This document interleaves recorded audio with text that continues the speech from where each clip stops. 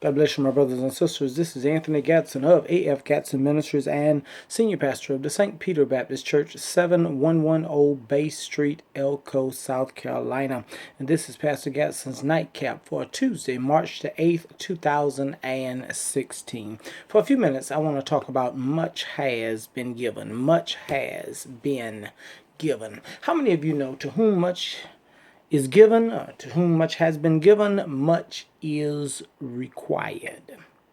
Don't get scared. Don't get scared. Don't try to deny it. He's been good to you. You ought to be glad. You ought to rejoice in that he has blessed you and blessed you beyond measure. He has given you much.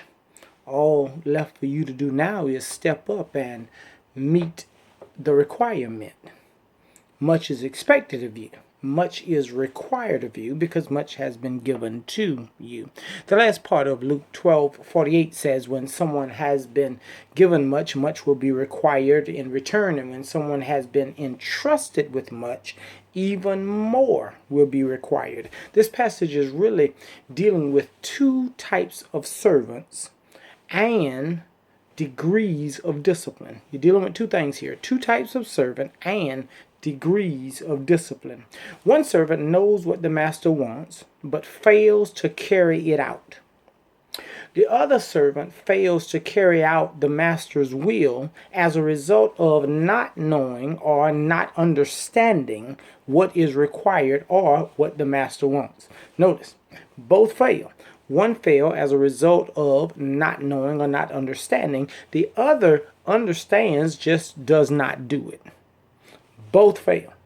And notice, both are punished, but they're not punished to the same degree. To a degree, if you look at this passage, you can see man's knowledge being measured, or man's knowledge being a measure of man's responsibility. Your responsibility it correlates to your knowledge. If you know what is required and what you should do, but you do your will as opposed to his will, you will be punished severely.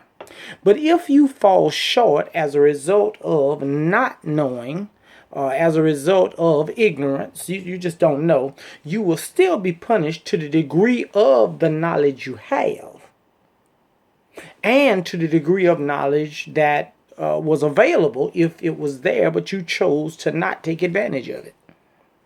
Beyond that, and I hope that wasn't too confusing there, but beyond that, we also see the text saying, when someone has been given much, much will be required in return. But then it says, and it sounds the same, it's close, it says, and when someone has been entrusted with much, even more will be required. If you're given much, much will be required. If you have been entrusted with much, even more will be required.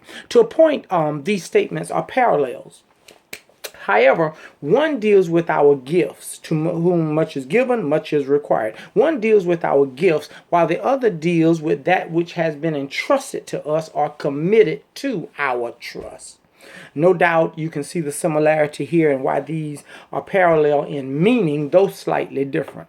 Might I suggest tonight, and I really didn't want to get too deep into this, but might I suggest tonight that you look at you.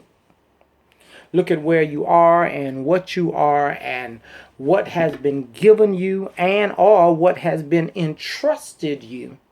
And ask yourself, knowing that I have been given much, am I doing what is obligatory to me? Knowing that I have been entrusted with much, am I doing what is mandatory and required of me?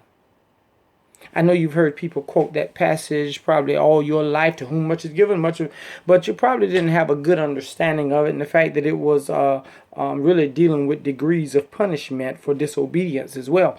However, it is my prayer that I have shed some light on it tonight.